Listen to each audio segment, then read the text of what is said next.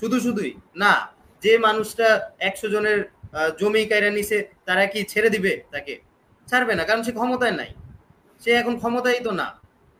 আবার এইদিকে রাষ্ট্র তার বিচার করতে পারতেছে না, তো তাকে মারবে না তো কি করবে? এই ঘোষণাপত্র দিবে, তারপর নতুন একটি রিপাবলিক ঘোষণা করবে, যেটা আমরা এখন করতে পারিনি। এখন মানুষ আমাদের বিশ্বাস করে না,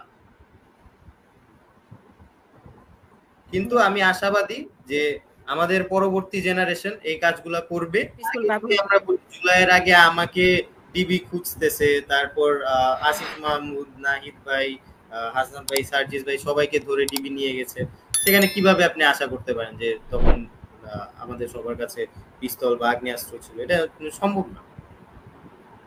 আমরা আমাদের অস্ত্রই ছিল লাঠি এবং ইটা, এই বাদে আমরা আর কোনো কিছু করতে পারি না। কিন্তু আমি এটা নিশ্চিতভাবে বলতে পারি যে 5ই আগস্ট যদি 5ই আগস্টে না ঘটতো, সেদিন যদি হাসিনা না পালাইতো, তাহলে এই দেশে একটা সশস্ত্র বিপ্লব হতো।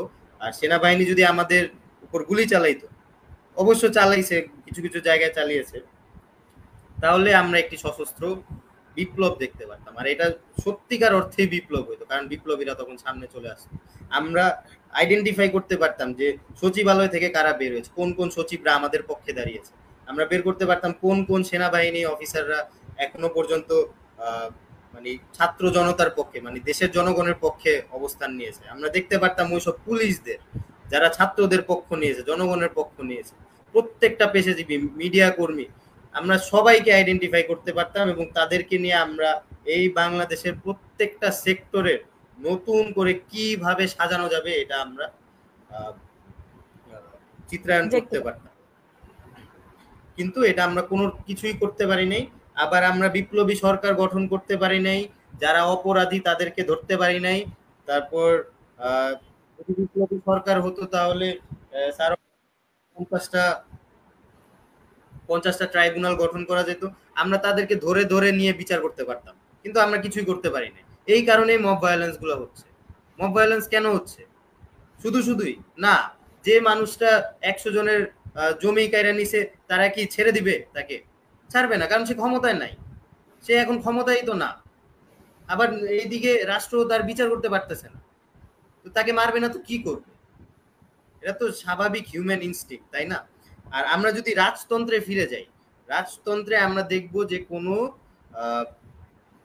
রাজাকে পরাজিত করে যদি ইন্টারনাল কু এর মাধ্যমে বা একটা গণ অভ্যুত্থানের মাধ্যমে ওই রাজার পতন করা হয়, তাহলে ওই রাজার অনুসারী যারা ছিল, ওই রাজার অনুসারী প্রত্যেককে হত্যা করা হয়।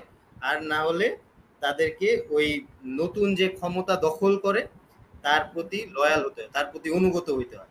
আমরা কি এরকম কোনো কিছু করতে পারছি কিনা? বা এই যে যারা এই জুলাইয়ে বা গত 17 বছর ধরে অপরাধ করে বেরিয়েছে, তাদের কি কোনো ক্ষমার আমরা সুযোগ রাখছি কিনা? বা তাদেরকে তাদের অপরাধ প্রমাণ করে তাদেরকে শাস্তি দিতে পারতেছি কিনা? কোনো কিছুই আমরা করতে পারিনি। এটা তো হলো না, কিছুই হলো না। এটা বিপ্লব হলো না, গণ অভ্যুত্থানের পর যেটা হওয়ার কথা ছিল, যেমন শ্রীলঙ্কায় হয়েছে, এটাও হলো না। এটা আসলে মানে কি বলবো, এটা আমার এক উনি ওইভাবে আখ্যা করেন যে জুলাই হচ্ছে একটা আধা খেচড়া বিপ্লব। আসলেই তাই, জুলাই একটা আধা খেচড়া। আবার এই 147 দলের মধ্যে অনেকগুলা দল ডিজিএফআই ব্যাক। কিন্তু আসলে জনগণের অধিকার নিয়ে কারা কথা বলতেছে? বিএনপি চেষ্টা করতেছে জনগণের পক্ষে কথা বলার।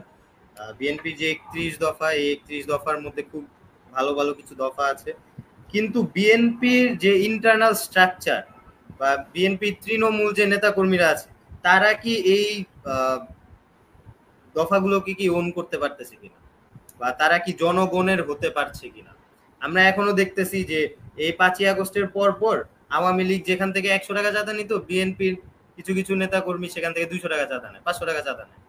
এখন এই কারণেই কি আমরা মানে অর্থনীতির অধঃপতন, চাঁদা যেখান থেকে চাঁদা নেওয়া হয় সেখান থেকে চাঁদার ভাগও হয়, এটাও তো আমরা খবর পাই যে চাঁদার ভাগ এনসিপিও পায়, জামাত পায়, তারপরে বিএনপি হয়তো একটু বেশি পায়, কিন্তু চাঁদার ভাগ হয়ে যাচ্ছে।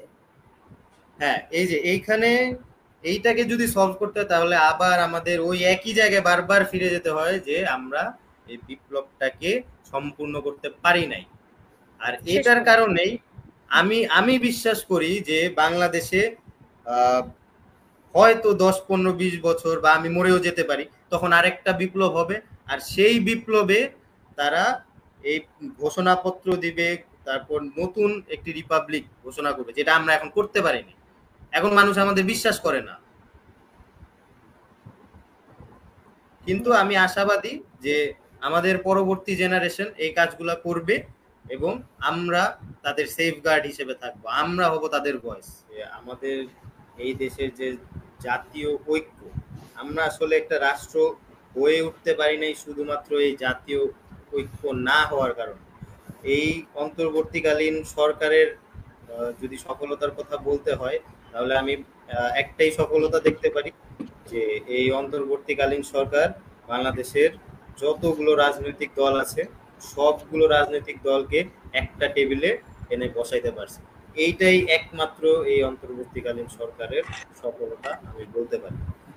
আর ভবিষ্যতে রাজনীতির ক্ষেত্রে আমাদের সবাইকেই আসলে আওয়ামী লীগের প্রশ্নে একত্রিত হতে হবে, অথবা এই বাংলাদেশে আবারও একটি গণহত্যার মতো পরিস্থিতি তৈরি হতে পারে বলে আমি মনে করি।